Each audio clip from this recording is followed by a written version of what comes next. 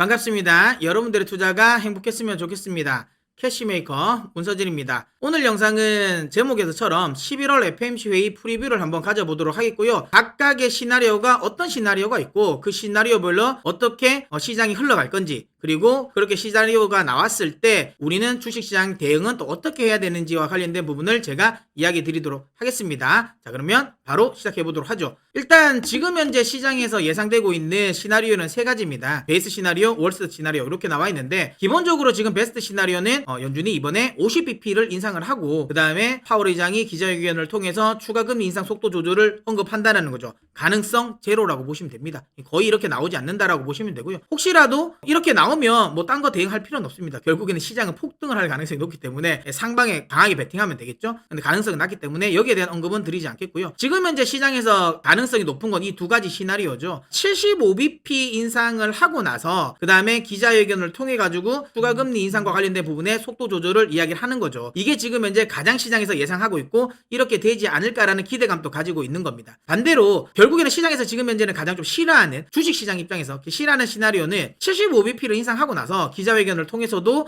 현 통화정책 스탠스를 유지한다는 발언을 강조하는 거죠. 그러니까 지금 물가도 안 잡히고 있다. 최근에 나온 경제지표를 보니까 고용도 안정되고 있고 경기 문제 없다. 그러면 금리 인상을 더 하겠다. 그로 인한 고통은 좀 견뎌야 된다. 이런 식의 기존 스탠스를 유지하는 거죠. 이거는 시장에서 원하지 않는 시나리오입니다. 다만 이전까지, 그러니까 지난 주말까지만 하더라도 사실은 요 베이스 시나리오 가능성이 한 80%가 넘었습니다. 사실 시장은 이게 가능성이 높고 이번에 이렇게 나올 거다라고 기대하고 시장이 움직였었거든요. 근데 주초부터는 좀 문제가 생겼죠. 왜냐하면 이 베이스 시나리오보다 월스트 시나리오가 나올 수도 있겠다라는 우려감이 지금 커지고 있죠. 그건 왜 이 이야기 그런 건지는 또 뒤에 설명을 드리겠습니다. 어쨌든 그렇기 때문에 지금은 50대, 정확히 따지면 50대 50이라고 봐야 될 것 같아요. 어떤 시나리오가 나올지는 모른다. 그렇기 때문에 이 각각의 시나리오별로 우리는 어떻게 시장이 움직일 것인지, 그리고 나서 그 시나리오가 났을 때 어떻게 대응해야 될 건지와 관련된 부분을 설명을 드려보도록 하겠습니다. 일단 시장이 베이스 시나리오, 그러니까 연준의 미니 피봇을 기대하는 이유는 이것 때문입니다. 닉 티밀하우스 기자 때문이죠. 그러니까 이 기자는 아시는 분은 아시겠지만 연준의 비공식 대변인이라고 할 정도로 파월 의장의 좀 의중을 좀 많이 대변하는 기사를 많이 썼어요. 그러다 보니까 이 기자의 기사는 다른 기자의 기사들보다는 훨씬 더 시장에서 의미를 부여합니다. 근데 이분이 지난 주말이죠. 금요일이었죠. 그때 월스트리트 저널에 기고한 게 이번에는 75bp를 인상을 하고 그리고 나서 추후 금리 인상과 관련된 부분을 좀 논의를 하면서 속도 조절을 할 수 있다라는 뉘앙스를 띄었어요. 그러면서 이 기사 때문에 시장에서 이 미니 피봇에 대한 기대감을 가졌고요. 다만 단순히 이 기사가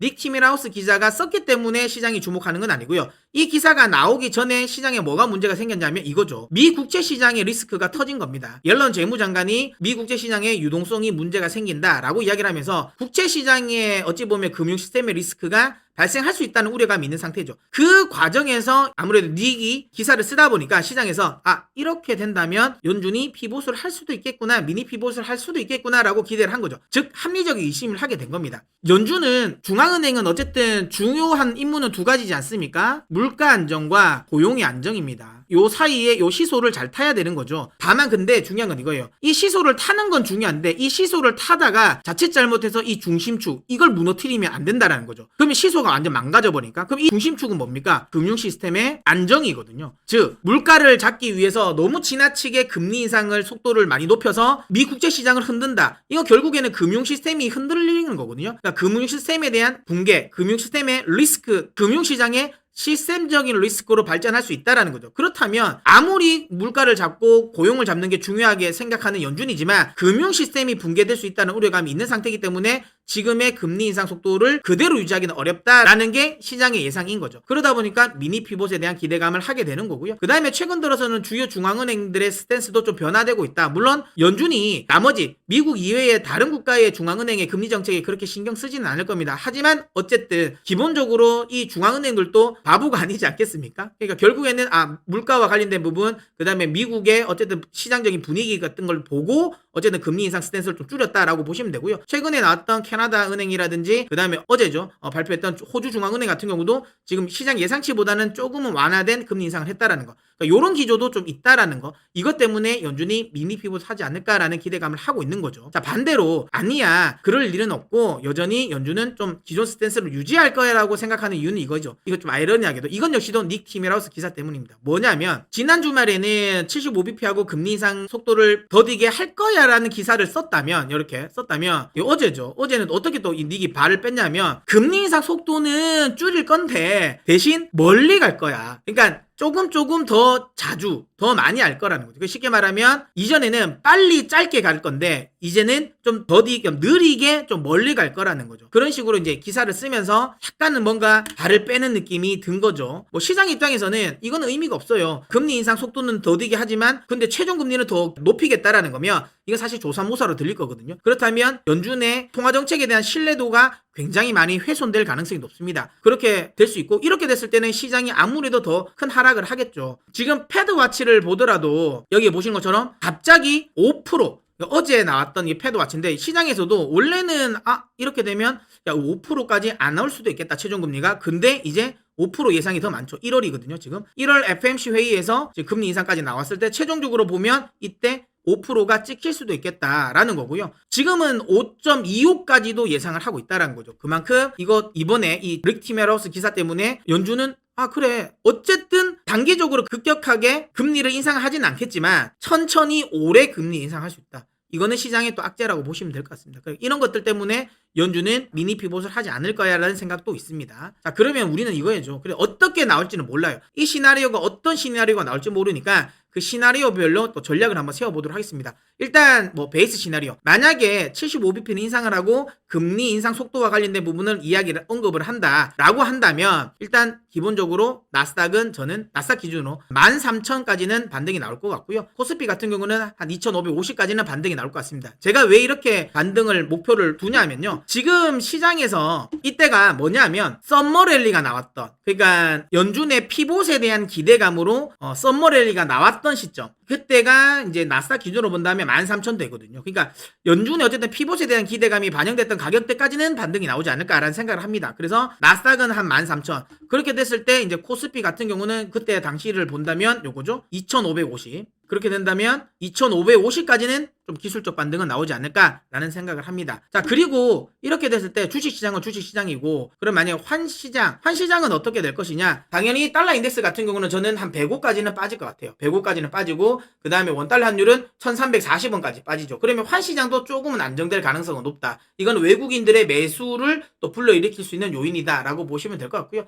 그 다음에 이제 미 국채 10년물 기준으로 본다면 국채시장도 이제 4%가 빠져서 한 3.6%까지는 좀 안정을 찾지 않을까. 아무래도 이렇게 미국채가 또 금리가 좀 빠진다라는 거는 결국에는 또 성장주 쪽에 좀 중심이 되는 상승이 나올 수 있다라는 거고요. 이런 시나리오가 써졌을 때의 주도주는 낙폭과대 대형 IT 혹은 이제 인터넷 플랫폼 업체, 그 다음에 성장주 핵심이라고 볼 수 있는 전기차, 신재생이 시장의 주도주 역할을 하면서 상승하지 않을까 생각을 합니다. 여기서 말하는 낙폭과대 대형 IT 같은 경우는 제가 내일 영상에서도 좀 더 상세하게 이야기를 드리겠지만 대표적으로 삼성전자라든지 우리나라로 따지면 SK하이닉스 같은 그러니까 반도체 관련 기업들, 미국으로 따지자면 엔비디아라든지 AMD, 인텔 같은 이런 반도체 업체들이 저가 매수가 들어올 가능성이 더 높다라고 보고요. 그 다음에 최근에 미국 같은 경우는 좀 많이 빠졌던 인터넷 플랫폼 업체들, 애플이라든지 그 다음에 뭐 아마존, 그 다음에 마이크로소프트 이런 애들이 좀 반등이 좀 나오지 않을까라는 생각을 합니다. 만약에 이게 아니라 생각하긴 싫지만 월스트 시나리오가 써진다. 그렇게 된다면 나스닥은 한 9,700까지는 빠진다. 그러니까 코스피는 2,000에 대한 또 지지력 테스트를 또 하러 내려갈 가능성이 높지 않을까 싶습니다. 이 구간이